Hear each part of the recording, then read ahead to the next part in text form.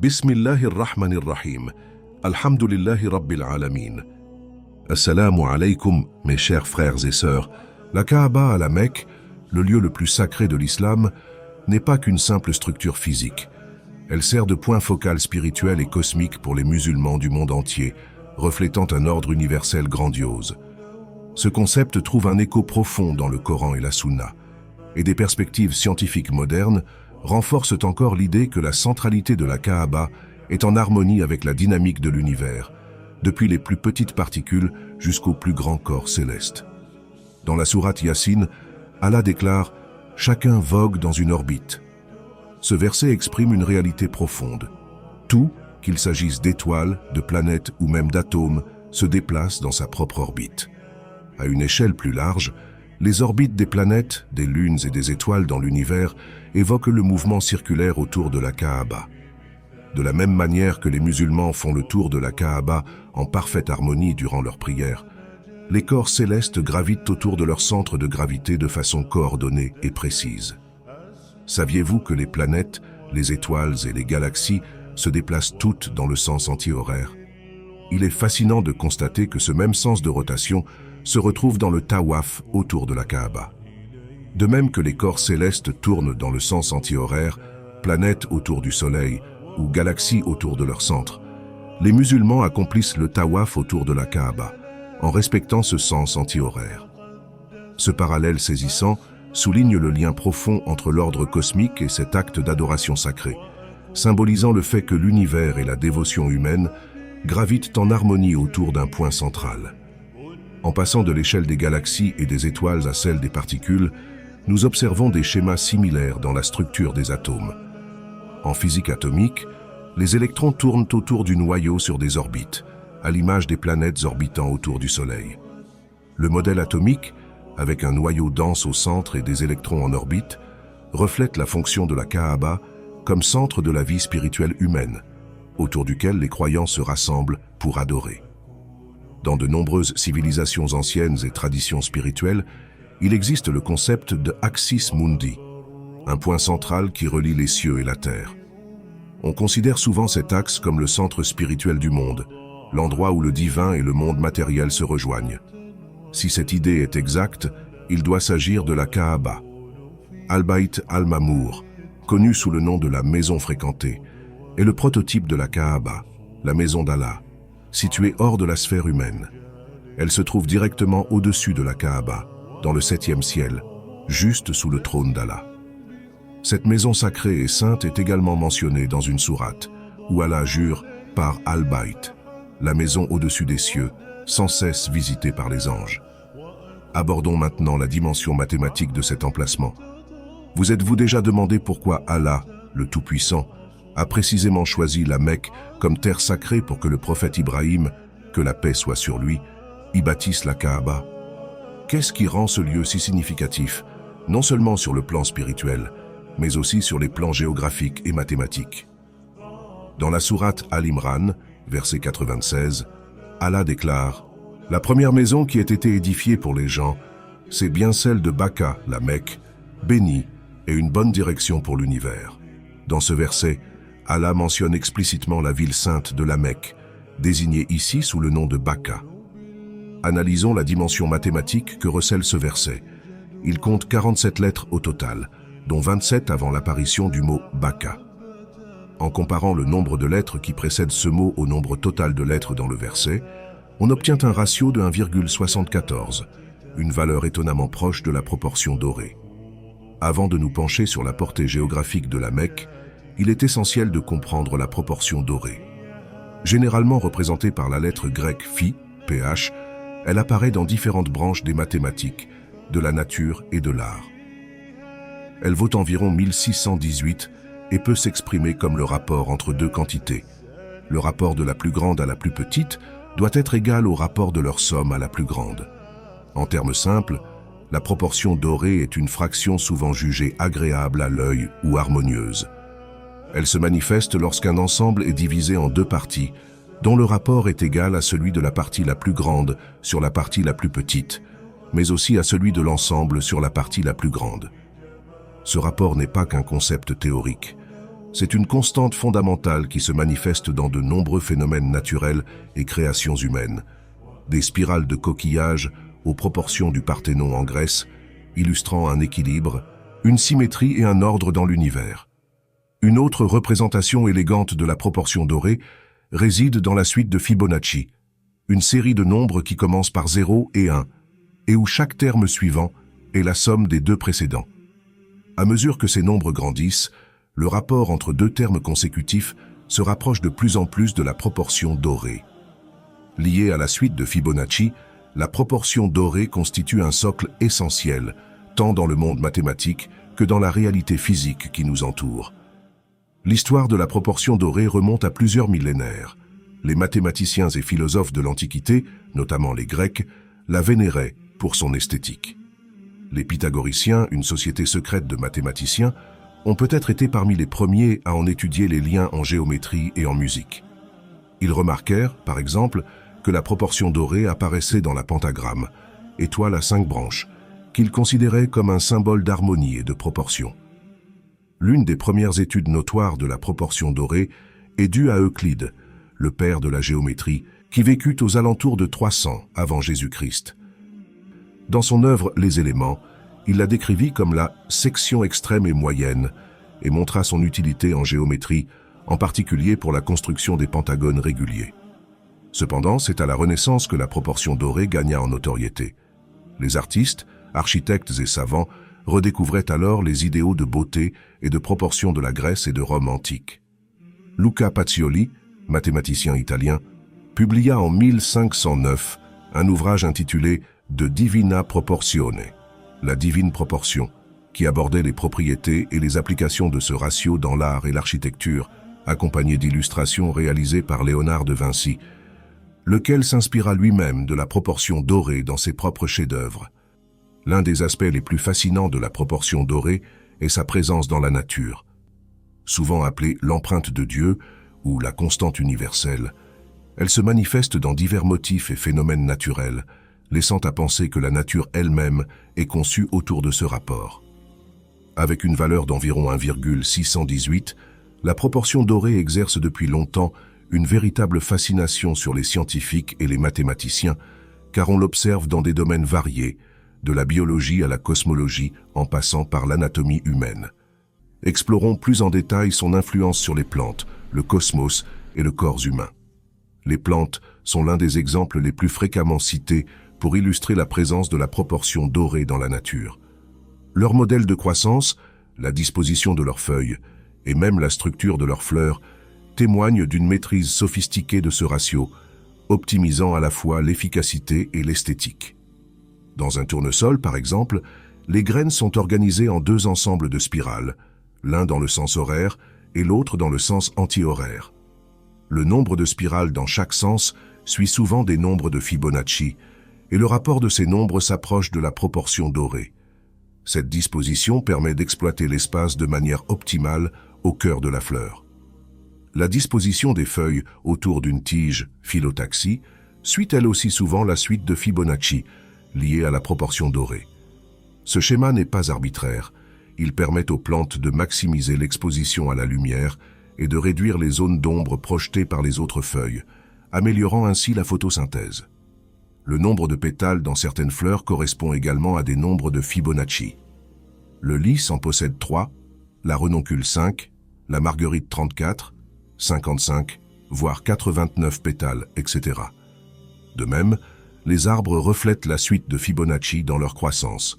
Un tronc unique se divise en 2 branches principales, qui se divisent ensuite en 3, et ainsi de suite. La présence de la proportion dorée s'étend bien au-delà de l'environnement terrestre, jusque dans l'espace, dans la structure des galaxies, les orbites planétaires et même les trous noirs.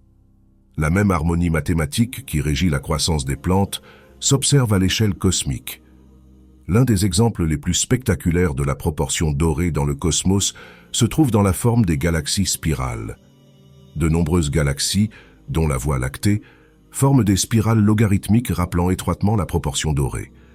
Les bras de la galaxie s'enroulent vers l'extérieur en maintenant un angle constant, dessinant une structure visuellement équilibrée et harmonieuse.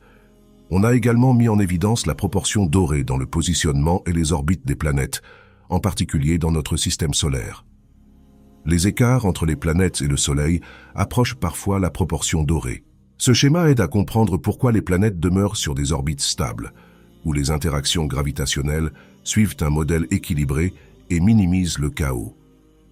Dans des recherches plus récentes portant sur les trous noirs, notamment la structure de leur horizon des événements, des relations intéressantes avec la proportion dorée ont été découvertes. L'horizon des événements, limite qui empêche toute matière ou lumière de s'échapper du trou noir, pourrait présenter des proportions liées à la proportion dorée. La dynamique de la formation et de la croissance des trous noirs, ainsi que les ondes gravitationnelles qu'ils émettent lorsqu'ils entrent en collision, pourraient elles aussi être marquées par ce ratio. Certains cosmologistes ont même avancé l'hypothèse que la proportion dorée pourrait être inscrite dans la structure même de l'espace-temps. Par exemple, Max Tegmark, physicien au MIT, a suggéré que des constantes fondamentales comme la vitesse de la lumière ou la constante gravitationnelle pourraient être associées à la proportion dorée d'une manière encore mal comprise. Les proportions du corps humain respectent elles aussi la proportion dorée. Les sculpteurs grecs de l'Antiquité, tels que Polyclète, recouraient à ce ratio pour concevoir leurs sculptures et atteindre ce qu'ils considéraient comme la perfection de la forme humaine. Leur canon de beauté impliquait souvent de subdiviser le corps selon la proportion dorée. Des exemples dans le corps humain incluent le rapport entre la longueur de l'avant-bras et celle de la main, la distance entre le nombril et le sol par rapport à la taille totale, ou encore la proportion entre chaque phalange dans un doigt. Les os de la main suivent la suite de Fibonacci. La proportion dorée apparaît également dans les proportions du torse, où le rapport entre la taille de la tête et celle du torse, ou entre le bras et l'avant-bras, se rapproche de 1,618. Cette proportion contribue à la symétrie et à l'équilibre perçu dans la forme humaine. Le cœur humain, organe vital, présente également une structure conforme à la proportion dorée. La géométrie des ventricules et les spirales formées par les fibres musculaires cardiaques rappellent les spirales logarithmiques que l'on observe dans la nature et qui relèvent elles aussi de la proportion dorée. Cette configuration optimise la capacité de pompage du sang dans l'ensemble de l'organisme. Par ailleurs, les intervalles entre les battements cardiaques en rythme sinusal normal forment un schéma fractal lié à la suite de Fibonacci et à la proportion dorée, favorisant la stabilité du système cardiovasculaire et une circulation sanguine efficace. De surcroît, le rapport entre la longueur de la double hélice de l'ADN et son diamètre est d'environ 1,618. La proportion dorée s'invite également dans le domaine musical, que ce soit dans les fréquences des notes, la structure des gammes ou l'espacement des harmoniques. Des compositeurs tels que Johann Sebastian Bach et Ludwig van Beethoven ont intégré ces principes dans leurs œuvres, produisant des compositions qui résonnent à un niveau presque mathématique chez les auditeurs. Il est désormais évident que ce ratio n'est pas simplement un outil de compréhension, mais une fenêtre sur la structure profonde de la réalité. Examinons à présent la géographie de la Mecque, considérée comme le point de la moyenne d'or de la Terre.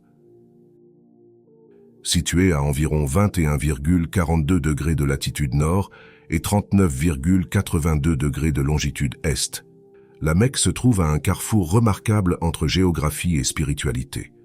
Les musulmans se tournent vers la Mecque pour prier, symbolisant leur unité et leur alignement autour de ce lieu sacré. Le Hajj, pèlerinage annuel, rassemble des musulmans issus d'horizons divers dans un même but, soulignant une nouvelle fois le rôle de la Mecque en tant que centre universel. Fait intéressant, les coordonnées géographiques de la Mecque laissent penser qu'elle représente non seulement un centre spirituel, mais aussi un centre mathématique, surtout si l'on prend en compte la dimension de la Terre. Notre planète est vaste, divisée en continents, océans et diverses régions. Si nous considérions la Terre comme un corps géométrique, la Mecque pourrait-elle marquer un point d'équilibre? Certains ont émis l'hypothèse selon laquelle l'emplacement de la Mecque coïnciderait avec la moyenne dorée de la planète, sous-entendant que la ville serait à une distance proportionnelle idéale des extrémités de la Terre. Selon cette idée, la Mecque ne serait pas uniquement le centre du monde musulman, mais occuperait une place centrale pour l'humanité tout entière, en accord avec les principes de la proportion dorée. Ainsi, la dimension spirituelle de la Mecque se mêle à la beauté mathématique de la proportion la plus harmonieuse de la nature. L'un des arguments les plus marquants à l'appui de l'alignement de la Mecque sur la proportion dorée vient de la comparaison entre les pôles terrestres et l'emplacement de la Mecque. Si l'on considère la Terre selon la distance entre le pôle Nord et le pôle Sud, la position de la Mecque se rapproche fortement de ce à quoi l'on s'attend pour un point de proportion dorée.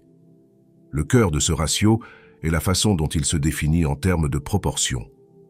La proportion dorée apparaît souvent dans les comparaisons de distance ou de portions d'un ensemble.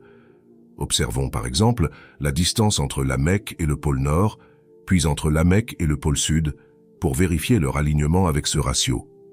La distance de la Mecque au pôle Nord est d'environ 7624 km. La distance de la Mecque au pôle Sud est d'environ 12 390 km. Le rapport entre ces deux distances est voisin de 1,625, un chiffre très proche de 1,618. Lorsque l'on calcule le rapport inverse, c'est environ 0,615, soit le réciproque de la proportion dorée. Cela suggère que la Mecque sépare les hémisphères nord et sud de la Terre selon les mêmes proportions que la proportion dorée. Ce ratio symbolise l'équilibre.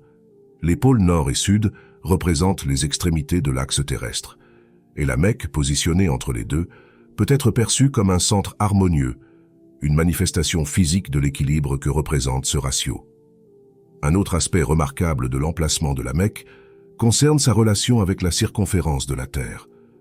Notre planète n'est pas une sphère parfaite, mais un sphéroïde oblate, ce qui signifie que sa circonférence varie selon l'endroit où l'on mesure. La mesure la plus courante est celle de l'équateur, où la circonférence terrestre est d'environ 40 075 km. Cette valeur de référence nous aide à mieux comprendre l'alignement géographique de la Mecque. À la latitude de la Mecque, la circonférence de la Terre est d'environ 37 268 km. En comparant cette circonférence à celle de l'équateur, on retrouve une nouvelle fois un rapport qui s'apparente à la proportion dorée, suggérant que l'emplacement de la Mecque n'est pas un simple hasard, mais plutôt un plan ou un design cosmique faisant de cette ville un point d'équilibre sur le globe. Pour approfondir l'étude de l'importance mathématique de la Mecque, il convient d'examiner également sa longitude et son allongement par rapport à deux méridiens, celui de Greenwich, 0 degré, et celui de 180 degrés, situé à l'opposé. Un méridien est une ligne imaginaire reliant le pôle Nord au pôle Sud, définissant une longitude particulière. La Mecque se situe à environ 39,82 degrés est. Le concept d'allongement occidental désigne la distance de la Mecque au méridien de 180 degrés, tandis que l'allongement oriental se réfère à la distance entre la Mecque et le méridien de 0 degré, Greenwich. La distance entre la Mecque et Greenwich, 0 degré, est d'environ 13 320 km. La distance entre la Mecque et le méridien de 180 degrés est d'environ 15 600 km. Le rapport entre l'allongement occidental et l'allongement oriental est de 1,17, proche de 1,62, qui fait partie de la famille des proportions liées au nombre d'or. On constate ainsi que l'emplacement de la Mecque reflète une fois de plus l'harmonie mathématique caractéristique de la proportion dorée, confortant l'idée que cette cité exerce un rôle central, à la fois sur le plan spirituel et géométrique. Cette correspondance remarquable ne saurait être réduite à une simple coïncidence. Elle dépasse la curiosité mathématique et se voit corroborée par le Coran lui-même. Dans la sourate Al-Imran, verset 96, Allah dit « La première maison d'adoration qui ait été établie pour les gens est celle de Bakka. » Comme mentionné précédemment, ce verset renferme 47 lettres, dont 27 avant le mot Bakka. Le rapport 47 sur 27 est d'environ 1,74, valeur très proche de la proportion dorée. Cette correspondance entre la structure du verset et la proportion dorée fortifie l'idée que la Kaaba, à la Mecque, s'associe à la moyenne dorée de la Terre. La Kaaba, première maison établie pour l'adoration, symbolise non seulement un centre spirituel, mais reflète également une harmonie mathématique subtile, inscrite dans la trame de l'univers. Les distances calculées, les rapports obtenus et la position unique de la Mecque suggèrent fortement qu'on peut la considérer comme un centre symbolique, répondant au concept de moyenne d'or, aussi bien sur les plans géométriques que spirituels. Bien que ces constatations soient fascinantes, elles traduisent aussi l'ingéniosité du dessin de l'univers, où les principes naturels et mathématiques se recoupent. En tant que lieu de la Kaaba, la Mecque demeure un point de rassemblement spirituel et physique, incarnant l'équilibre et l'harmonie véhiculés par la proportion dorée. Ainsi, selon une perspective à la fois mathématique et spirituelle, on peut considérer la Mecque comme la moyenne d'or de la Terre, unifiant les forces du cosmos et la géométrie terrestre.